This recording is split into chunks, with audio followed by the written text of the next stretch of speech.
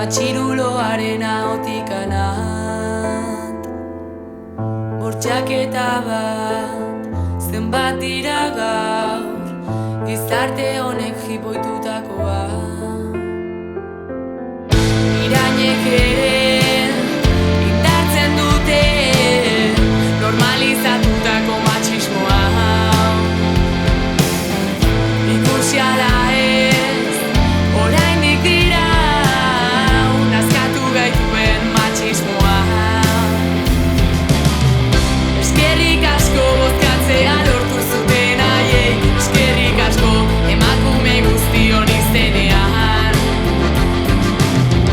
Ta indar asko gaur sufritzen ari diren haiei, indar asko lortuko baitugu azkenean.